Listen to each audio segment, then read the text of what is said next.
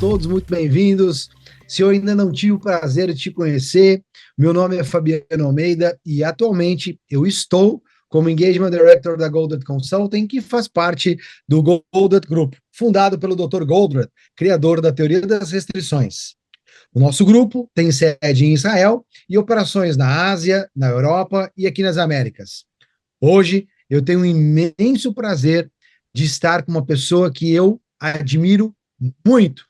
Eu tenho a honra de rever e conversar com o Jacques Pais, um profissional que construiu, ao longo dos últimos anos, uma carreira em grandes companhias, como a Norsk Hydro, Alcoa, Vale, onde liderou equipes multidisciplinares e, inclusive, de diferentes culturas, ocupando cargos de liderança nessas e em outras empresas.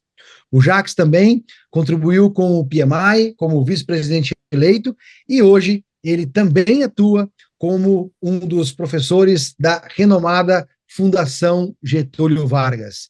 E aí, meu caro Jacques, como é que você está? Tudo em paz? Tudo em paz, graças a Deus. Com essa apresentação aí, eu me sinto honradíssimo, né? Muito obrigado pelo convite, estou super em paz aqui. E, Fabiano, torno minhas suas palavras, né? Porque tu é uma pessoa no qual eu tenho o maior respeito pelo conhecimento e por tudo que tu me ensinaste também. Obrigado pelo convite. Eu que agradeço, Jacques. Vamos em frente, então, que gentilmente você cedeu esses minutos para mim. Então, farei o meu melhor para respeitar o tempo que nós combinamos aqui, você e eu. Então, engatando minha primeira pergunta para você é a seguinte: cara, como foi que você conheceu a teoria das restrições, Jacques? Mas eu conheci a teoria das restrições, acho que foi no início da minha carreira de projetos. Eu conheci a teoria das, eu acho que eu fiz o caminho inverso. Eu conheci a teoria das restrições, a corrente crítica, antes de conhecer de fato a teoria das restrições, isso aí em 96, 97. Então, eu conheci na teoria mesmo, né? Porque na época eu estava me aprofundando em projetos, eu queria entender todas as formas de gerenciar projetos e tudo mais. E foi quando eu descobri que existia mais de uma forma da gente gerenciar, né, estabelecer metas, gerenciar cronogramas e tudo mais. E aí foi quando eu descobri que o caminho crítico ele não era só o santo grau, né, vamos dizer assim, do planejamento. Eu descobri que tinha outros caminhos. Então, remonto às décadas aí de 90, né, quando eu estava lá iniciando a minha carreira em gerenciamento de projeto e buscando todas as fontes de conhecimento possível. O que eu me lembro, eu acho que foi o primeiro contato que eu tive assim com a teoria das restrições e com a corrente crítica e depois com a teoria das restrições. Isso foi em qual ano que você falou, Jacques? Tu quer entregar minha idade, assim, né? Então foi na década de 90, foi mais especificamente 95, 96. E eu insisti em te perguntar em qual ano foi, porque eu fico muito feliz, né? Eu sou péssimo de biologia, então não vou fazer a conta aí, né? Passados alguns anos, de 95 para cá, cara, como me conforta ouvir de que a sua fala, né? Ou seja, eu conheci primeiro a corrente crítica e, na sequência, eu conheci a teoria das exceções, porque muitas das vezes, uma nas minhas andanças por aí, Jacques, muitas das pessoas elas confundem, entendendo que a corrente crítica ela resume a TLC, ou que a TLC resume a corrente crítica, que você, de uma forma muito clara, deixa traz luz a esse ponto que eu, particularmente, entendo que é bastante importante aqui que você trouxe. Emendando a segunda pergunta, Jacques, cara, quando foi que você viu que a teoria das restrições, afinal de contas, não era só uma teoria, Jacques? A gente aprende de duas formas, né, Fabiano? Pela dor ou pelo amor, né? E eu aprendi talvez pela dor.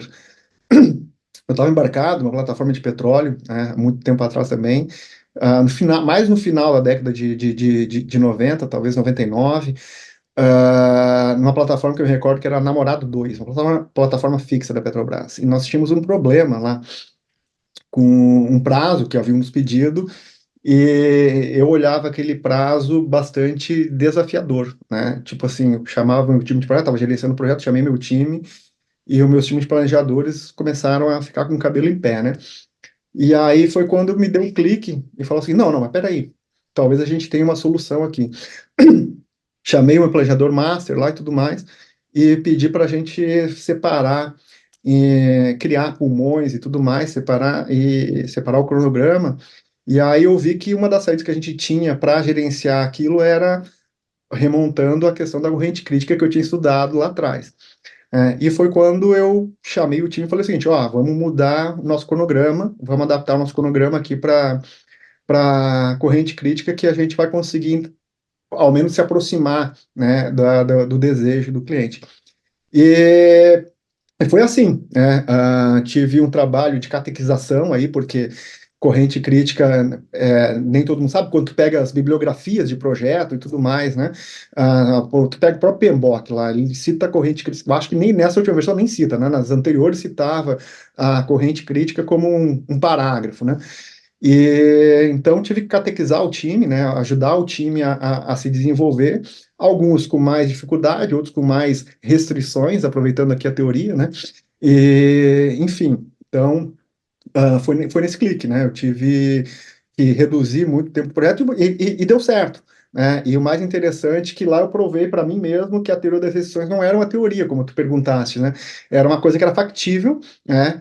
Ah, existia um certo grau de dificuldade por conta do desconhecimento, né? Mas uma vez que tu consegue entender, né, o que está por trás da teoria, não a teoria em si, mas o que está por trás, o que ela traz para ti de forma de pensar diferente, fica mais fácil.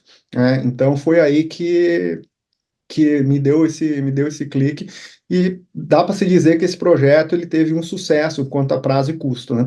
Foi bem interessante. Então, como eu falei para ti, foi pela dor, né? Que quando a gente viu na frente de um problema, né, junto com o meu time, a gente teve um insight assim, ó, então, vamos tentar, né? Porque era o jeito.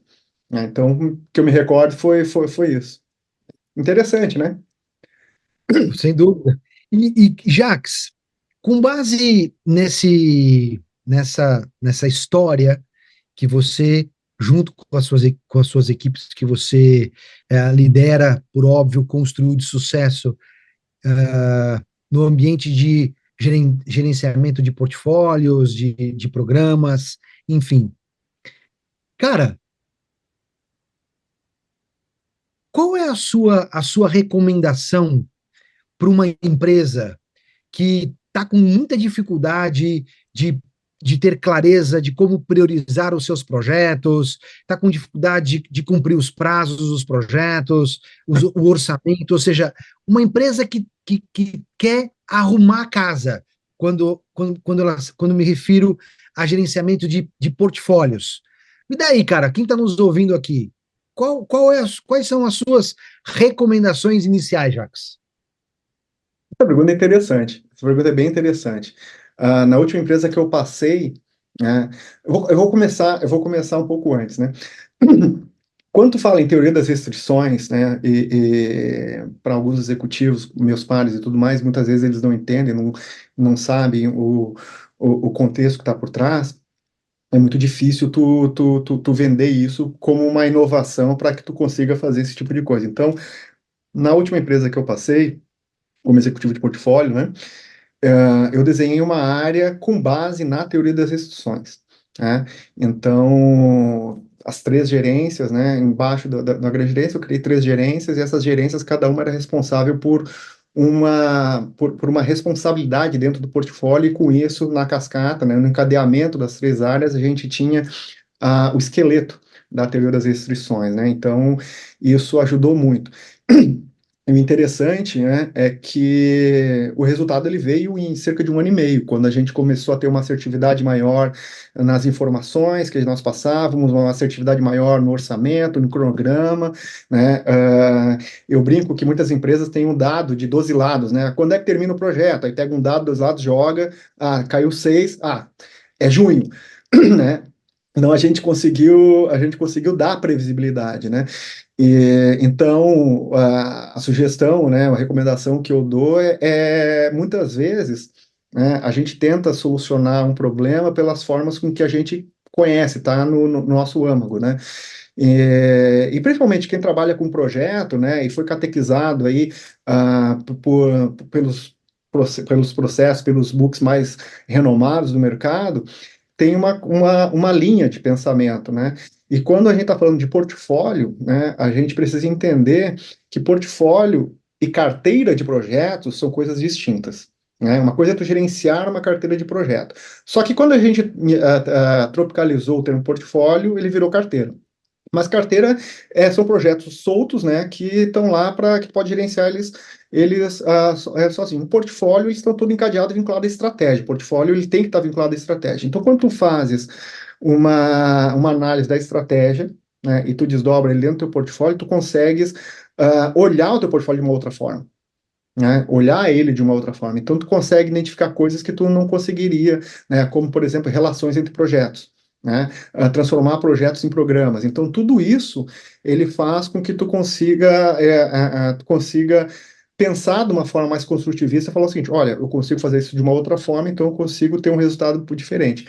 E aí, né, é ter uma mente um pouco aberta e falar o seguinte: ó, uh, eu fazer isso aqui dessa forma, eu não vou ter o resultado que eu quero. Qual outra forma que eu posso fazer isso? E tu começar a trazer e abarcar conhecimento, né? Que é uma das formas aí, das disciplinas, né? Que a gente fala da gestão de projeto, que é a questão do conhecimento, né? O gerenciamento do conhecimento. Como é que eu gerencio o conhecimento? Como é que eu faço o conhecimento? Uma lição aprendida ou alguma coisa do gênero. Então, eu diria que é isso, é olhar o todo e não olhar só o parte, né, do todo, né? Tu pegar o big picture, tu olhar de cima, visão de helicóptero, para conseguir saber aonde que tem as intersecções, aonde tem as sobreposições, e com isso tu trabalhar no prazo. Porque, vou dar um exemplo prático aqui. Muitas vezes tu tem um projeto que tu está executando que ele, sem saber, né, ele impacta na entrega de outro. Né? E aí, a entrega de um outro projeto, né, pode estar aí com orçamento quase no final, estourando, ou o prazo quase atrasando, e tu não está vendo que aquele outro projeto ele pode ajudar ou prejudicar aquele outro projeto. Então, olhar o todo é fundamental, né? É fundamental. E aplicar conhecimento, né? Aplicar conhecimento. Então, trazer pessoas que pensam diferente de ti, né? Trazer pessoas que te desafiam, né? Trazer pessoas que não tenham medo de dar opiniões, né? De tomar ações. Eu brinco muito que, às vezes, né? Na maioria das vezes, eu prefiro pedir perdão do que pedir permissão, né? Então, pensa, vai e traz conhecimento, abarca, testa, enfim, né? Isso aí é interessante porque em todas as empresas que eu passei, que eu fui executivo de portfólio, por exemplo, eu tive bons resultados com isso, né?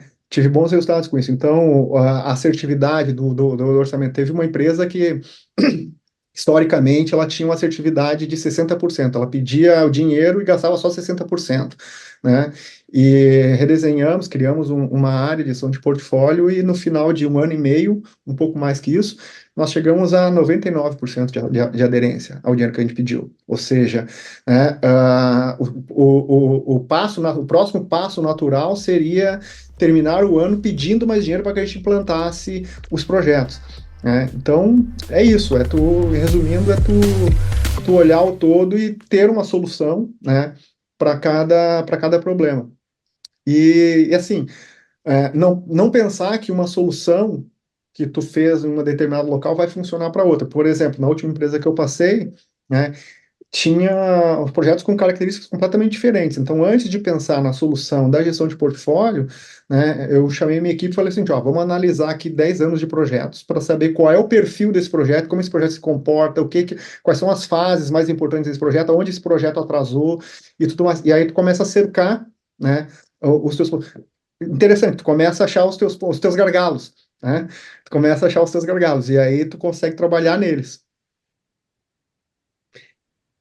Excelente, doutor Paes. Ou seja, quando o papo é bom, passa rápido, então respeitando esse espaço, mais uma vez que gentilmente você abriu aqui na sua agenda, chegamos ao fim, o Jacques e eu, mais um bate-papo aqui sobre a teoria das restrições na prática, mas, como o Jacques bem colocou, e aí eu vou tomar a liberdade de trazer uma frase que eu gosto muito, Jacques, que me acompanha ao longo dos últimos anos, que é a seguinte: tudo que eu faço está baseado na teoria das restrições, mas nem tudo que eu faço é teoria das restrições.